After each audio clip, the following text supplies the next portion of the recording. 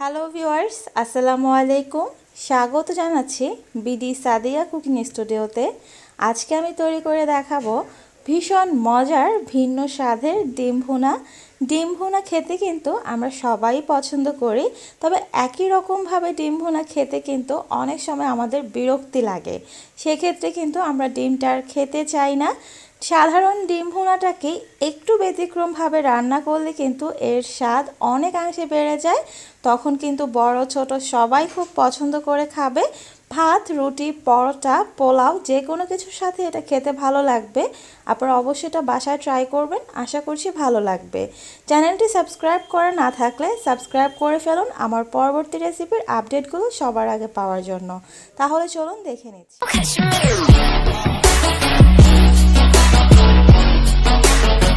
ডিম ভুনা করার জন্য চুলায় একটি প্যানে 1/3 কাপ পরিমাণ তেল দিয়ে দিয়েছি।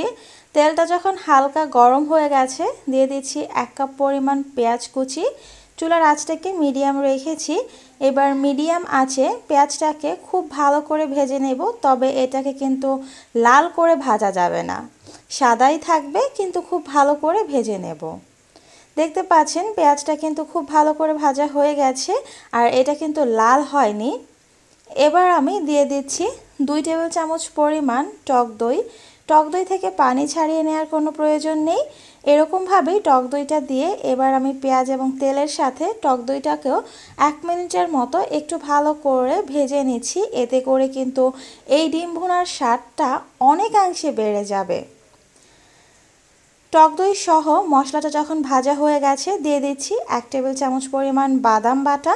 আপনারা চাইলে যে কোনো বাদামই ব্যবহার করতে পারেন, আমি চীনা বাদাম দিয়েছি। 1/2 চামচ পরিমাণ গরম মশলা দিয়েছি, দিচ্ছি পরিমাণ মতো লবণ, 1/2 চামচ পরিমাণ হলুদ গুঁড়ো, 1/2 চামচ পরিমাণ ধনিয়ার গুঁড়ো, সেই সাথে দিয়ে দিচ্ছি 1/2 চামচ পরিমাণ লাল মরিচের গুঁড়ো। ঝালটা আপনারা আপনাদের টেস্ট অনুযায়ী বুঝে দেবেন। দিচ্ছি 1 চামচ পরিমাণ আদা রসুনের পেস্ট। আদা রসুনটা আমি একসাথেই পেস্ট করে রেখেছিলাম। দিয়ে দিচ্ছি 3টা কাঁচামরিচ। কাঁচামরিচটা মাঝখান থেকে একটু চিড়ে দিয়েছি যেন ফ্লেভারটা খুব ভালো আসে আর একটু ঝালটাও বের হয়।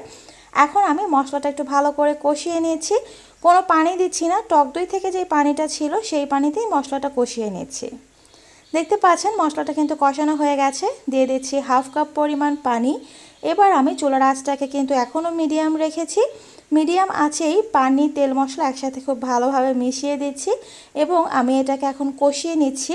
মশলাটা যত ভালো করে কষানো হবে ডিম ভুনাটা খেতে কিন্তু ঠিক ততটাই ভালো লাগবে। দেখতে পাচ্ছেন মশলাটা কিন্তু বেশ অনেকটা কষানো হয়ে গেছে, আস্তে আস্তে তেলটাও কিন্তু উপরে ভেসে উঠছে। এই পর্যায়ে আমি দিয়ে দিচ্ছি 4টা ডিম। ডিমটাকে আমি আগে থেকে সেদ্ধ করে অল্প লবণ, মরিচ, হলুদ দিয়ে ভেজে নিয়েছি। ডিম ভাজাটা দেখালাম না, কারণ এটা আমরা সবাই ভাজতে পারি। ডিম ভাজাটা দেখাতে গেলে ভিডিওটা কিন্তু আরও লং হয়ে যেত। ডিমের সাথে আমি মশলাগুলোকে খুব ভালোভাবে মিশিয়ে নিচ্ছি নেড়েচেড়ে, আর চুলার আঁচটা কিন্তু মিডিয়াম রেখেছি। মিডিয়াম আঁচেই আমি সম্পূর্ণ রান্নাটা শেষ করছি। 2 মিনিটের মতো এরকমভাবেই রেখে দিচ্ছি যেন মশলাগুলো ডিমের ভেতরে ঢুকে। 2 মিনিট পর দিয়ে দিচ্ছি 1/2 চামচ পরিমাণ ভাজা জিরার গুঁড়া। জিরার গুঁড়াটা কিন্তু অবশ্যই দেওয়ার চেষ্টা করবেন, তাহলে কিন্তু খেতে খুব ভালো লাগবে আর গন্ধটাও খুব সুন্দর আসবে।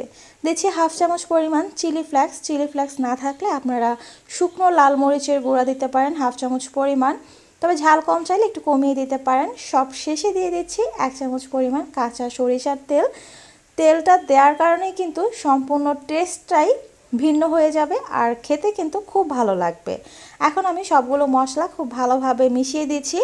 তবে আপনারা যারা ঝাল একটু কম পছন্দ করেন তারা চিলি ফ্লেক্সটা একটু কমিয়ে দিতে পারেন, কাঁচামরিচটা চিড়ে না দিয়ে আস্ত দিতে পারেন। 2-1 মিনিট আমি খুব ভালোভাবে নেড়ে চেড়ে দিয়েছি, আর দেখতে পাচ্ছেন যে সম্পূর্ণ পানিটা কিন্তু শুকিয়ে গেছে, তেলটাও ভেসে উঠেছে। আমার তৈরি হয়ে গেছে ডিমের ভুনা। এবার আমি পরিবেশন করে নিচ্ছি। খুব সহজেই কিন্তু তৈরি করে ফেললাম ভিন্ন স্বাদের এই ডিম ভুনাটা। আশা করছি আমার আজকের রেসিপিটা আপনাদের ভালো লেগেছে। ভালো লাগলে ভিডিওটিতে একটি লাইক দিন। আর এত মজার একটা রেসিপি প্রিয়জনদের সাথে শেয়ার করতে কিন্তু একদমই ভুলে যাবেন না। আপনারা যদি আমার কোনো রান্না বাসায় ট্রাই করে থাকেন আমাকে জানাতে পারেন আমার ফেসবুক গ্রুপে। গ্রুপ লিঙ্ক ডেসক্রিপশন বক্সে দিয়ে দেব। আমার আরেকটি ইউটিউব চ্যানেল আছে যেখানে আরও বিভিন্ন রকমের ইউনিক রেসিপি শেয়ার করা হয়। আপনারা চাইলে চ্যানেলটি ভিজিট করতে পারেন, চ্যানেল লিঙ্ক ডেসক্রিপশন বক্সে থাকবে। আজকে এই পর্যন্তই। সবাই ভালো থাকবেন, সুস্থ থাকবেন, সুন্দর থাকবেন। আবার চলে আসব নতুন কোনো রেসিপি নিয়ে। সেই পর্যন্ত আল্লাহ হাফেজ।